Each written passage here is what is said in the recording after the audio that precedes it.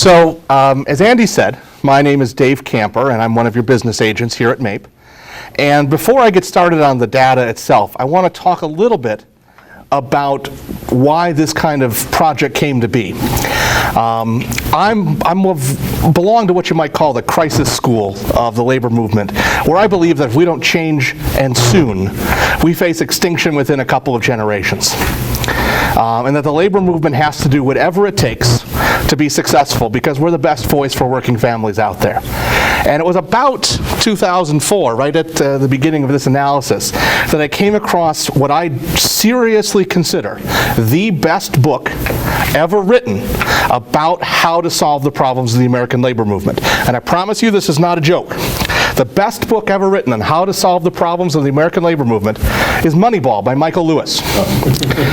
I would encourage all of you to take the time to go read it. You could see the movie too, but the book is what you need to read. Let me explain why it's important.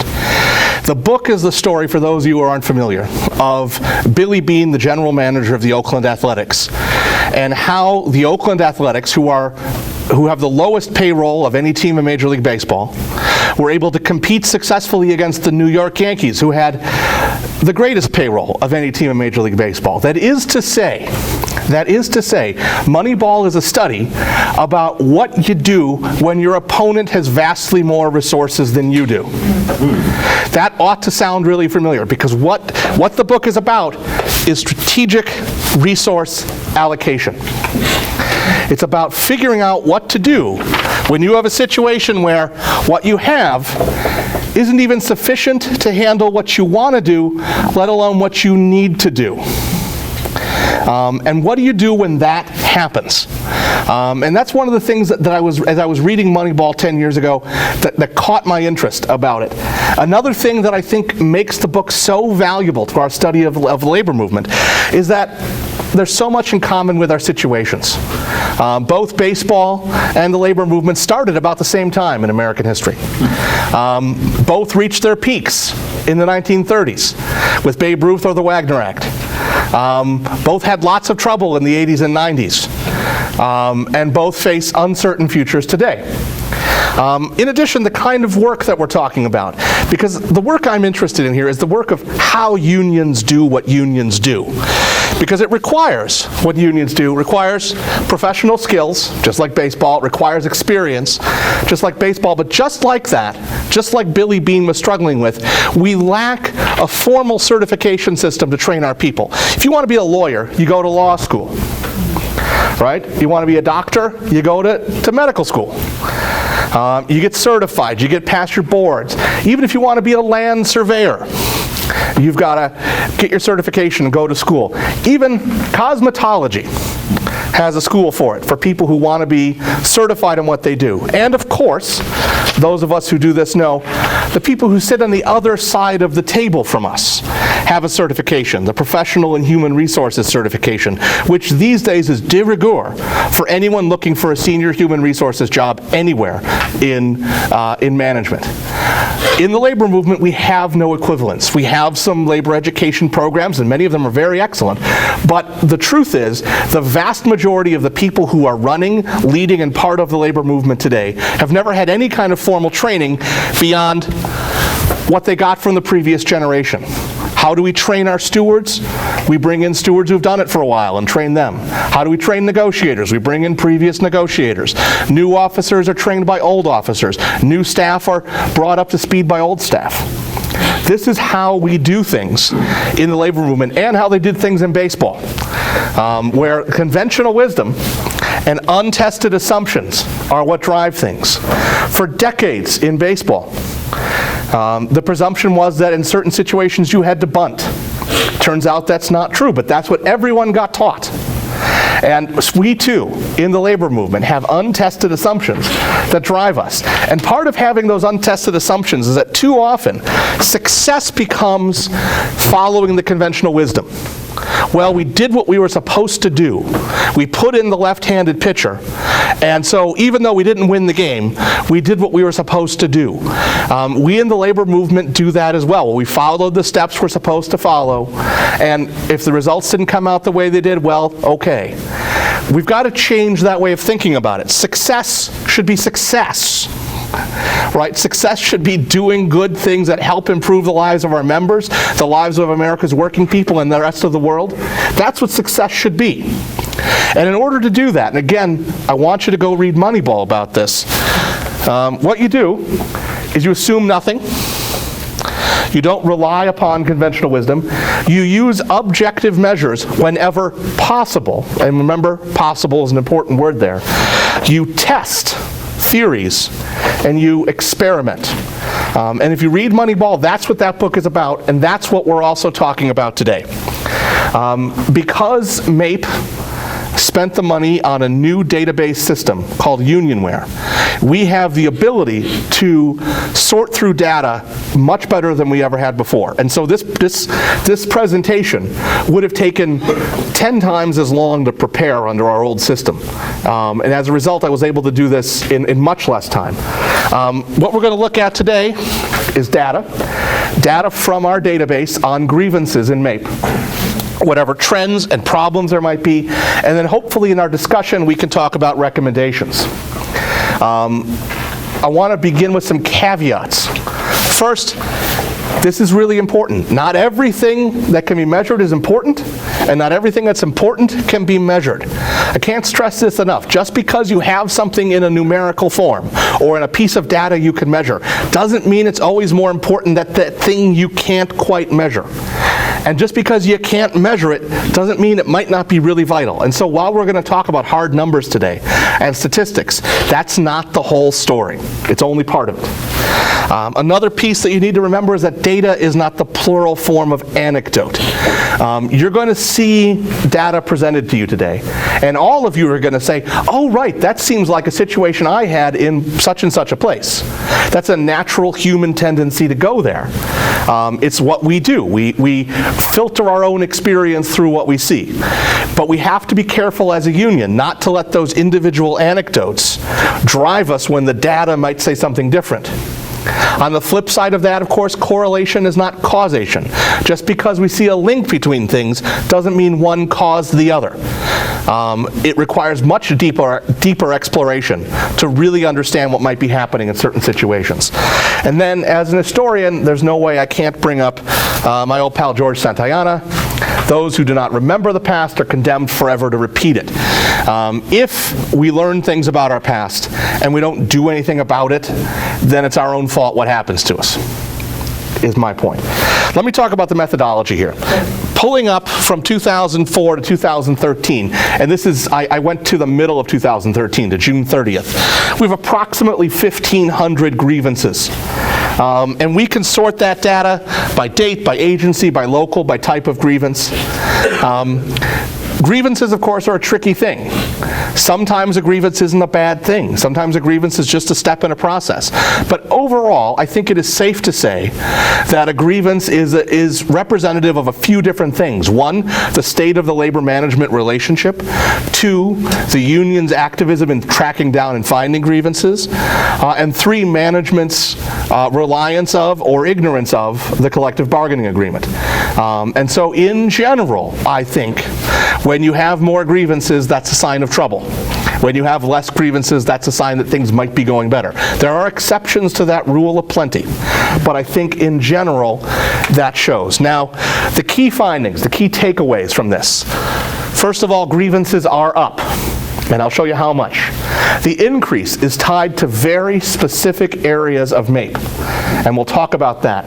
And there's something very interesting going around with grievances and union activists, which I will get to near the end of my presentation, and I'll talk about. So first of all, over time, grievances are going up.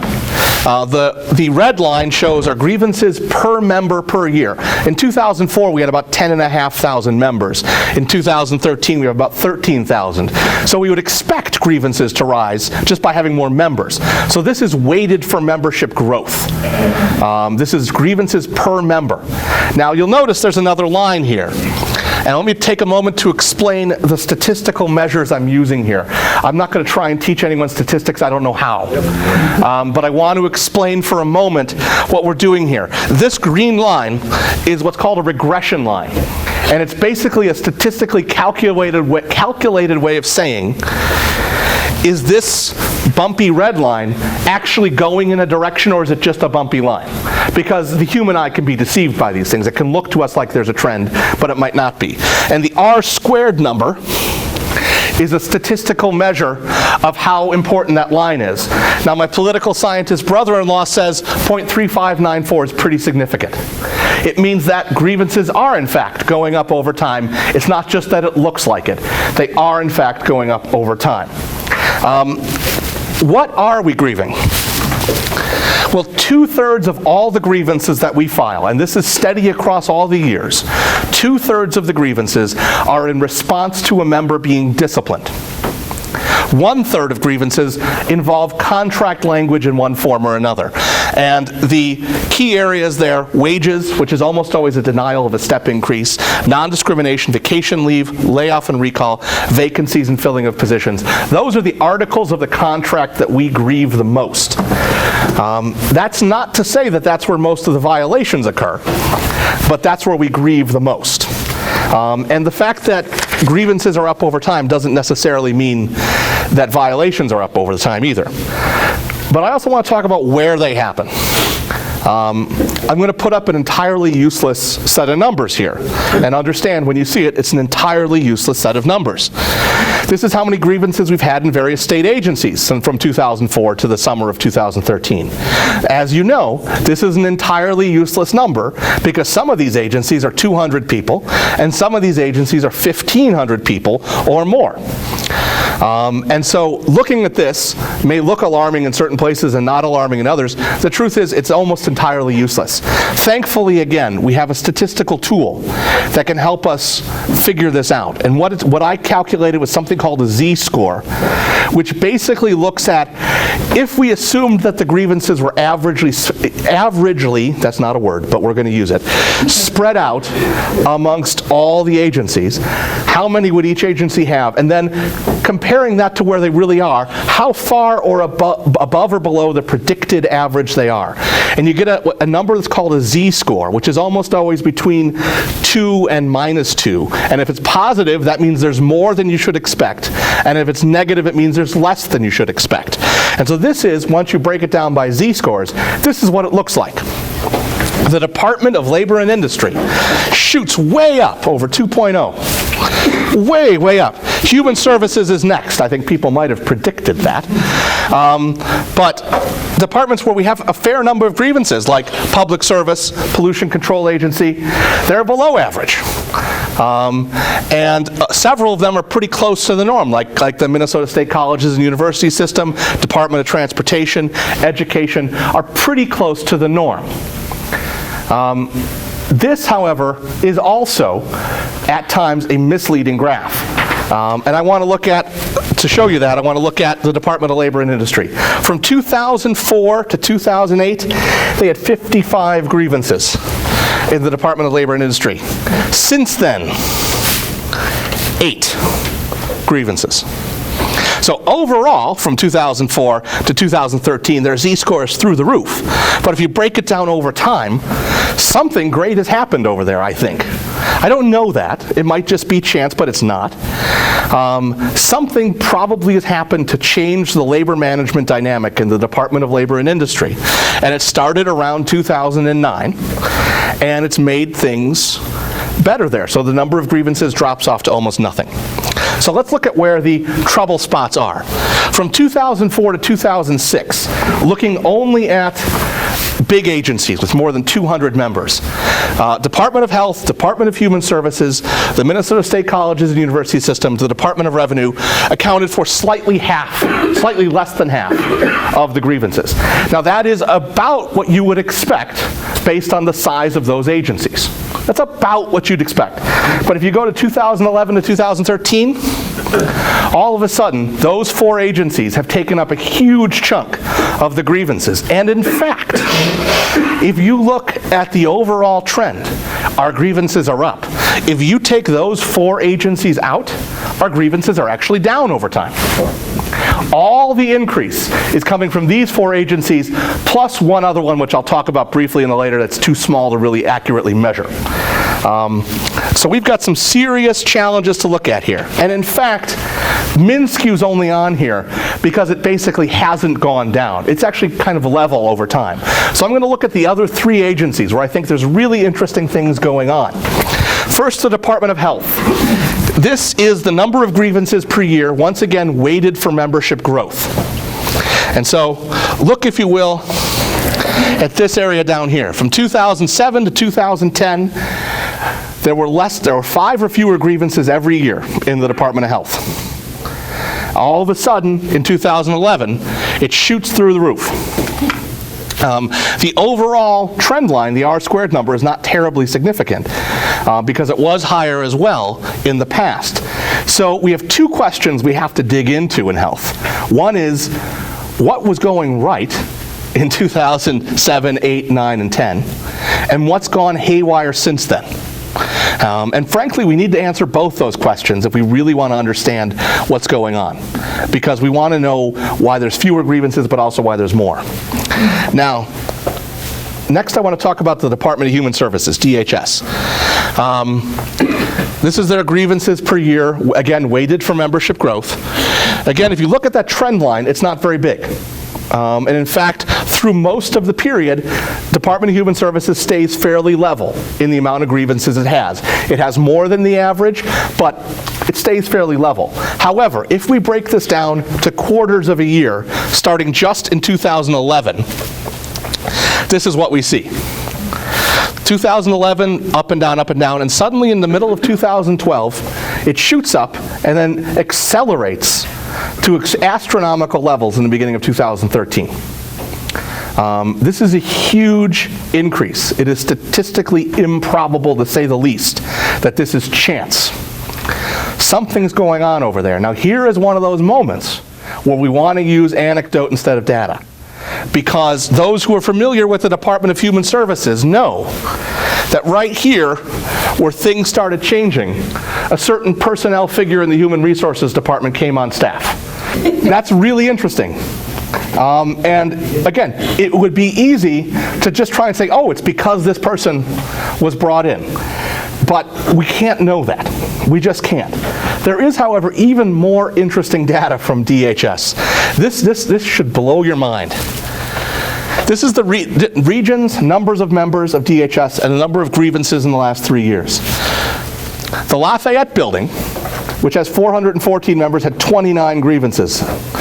The Anderson building, which has 479 MAPE represented employees, 4 grievances.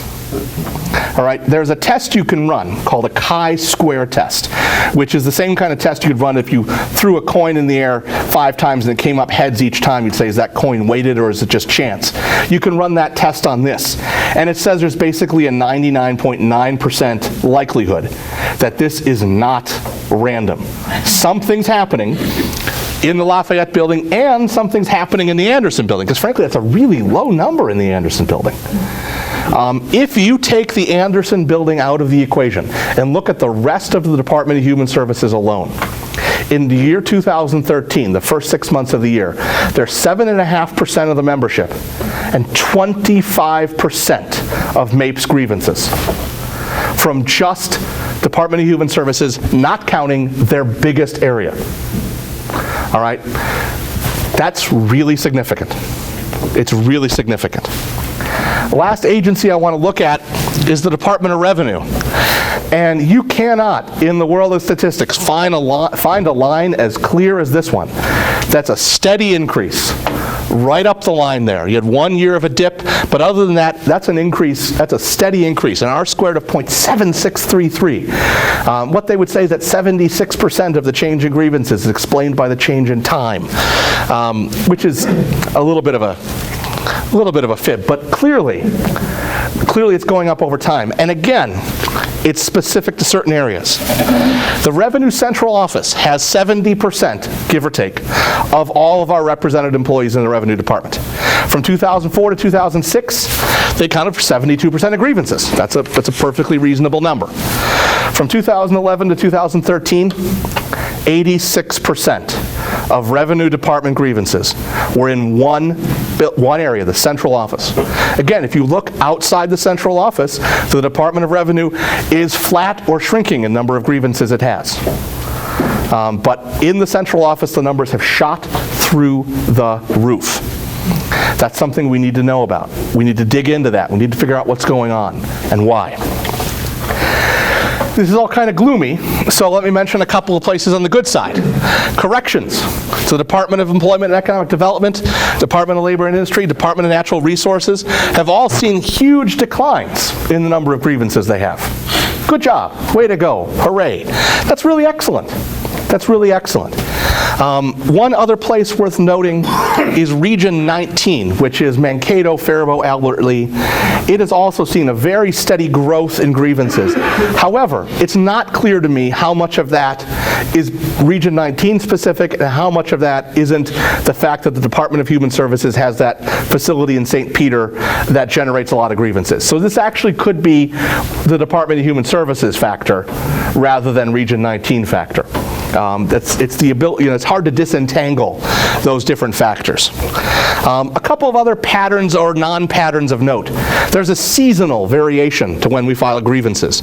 We are statistically far more likely to grieve in the summer than in the winter. And again, you can test it mathematically. It's a statistically sound difference. We grieve more in the summer. We grieve a lot less in the winter. I would have guessed the opposite myself. I would have thought in the summer a lot of our members are kind of half checked out because they're on vacations and I'm on vacation, so I'm not filing grievances. Not true. Not true. And it's true year on year. Now there are certain agencies that are different, but overall it's a very strong trend. A couple of non-patterns to note. There's no difference in the rate of grievances between members and fee payers. They both have about the same rate of grievances. And there's no difference between the Twin Cities and Greater Minnesota. I was expecting different. I was expecting that the metro is where the bosses are, they're watching more, they're more likely to have things going on. Not true. There's no statistically significant correlation between where you are in the state and what your grievances rates are, unless you're in the Lafayette building or the Revenue Central Office building or a couple of places like that. Now I want to get to the most interesting statistics we have. Union activists, and by union activist I mean people who were a steward, an officer, a member of a statewide team, whether it be a meet and confer or negotiating or a board of directors team, anyone who's attended a delegate assembly from 2011 to 2013. Again, because I only use those years because I don't know who the activists were in 2004 and it's hard to track that data down.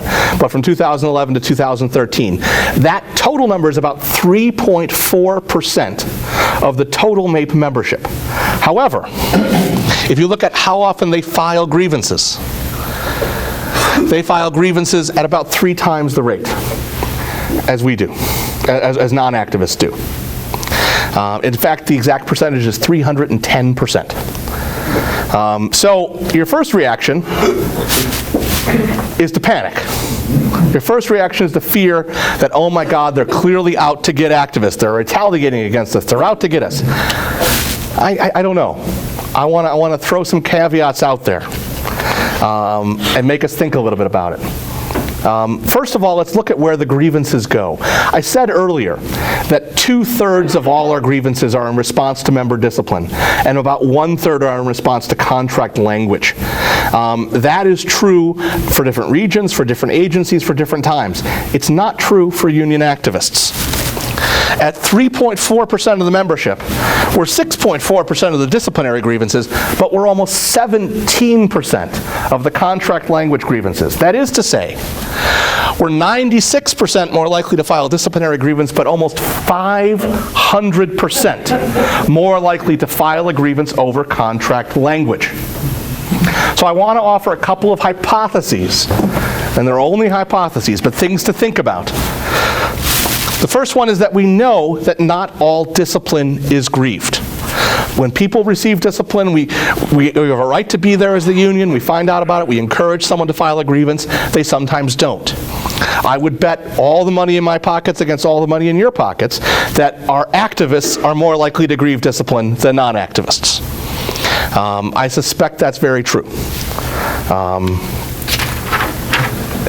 Another thing worth noting is that labor management friction can be a source of grievances. We, for example, this year have filed several grievances over granting of union leave. Well, the only people who put in for union leave are union activists. So they're the only ones who are going to be involved in those. I would also note that some grievances are tactical or political, that we file the grievance so we can get a conversation in a room, or we file a grievance as part of a larger strategy for something. We may be more likely to use an activist as the face of that grievance than otherwise. This, I think, is very important. Our activists are more likely to know the contract. They're more likely to know what their rights are. They're more likely to see when something goes wrong. And if you know the contract, you're going to be more likely to grieve the contract. And on the flip side of that, MAPE can only file a grievance when MAPE hears about it.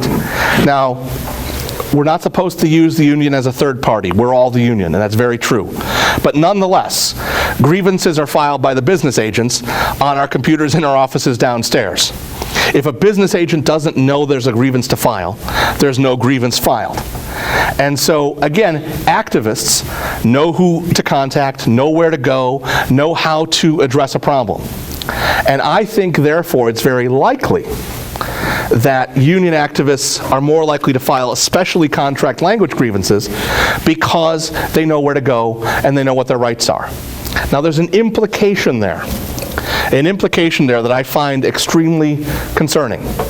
And I can't prove this to be true, because correlation is not causation, but I believe this to be true, is that we're potentially missing dozens or even hundreds of grievances every year.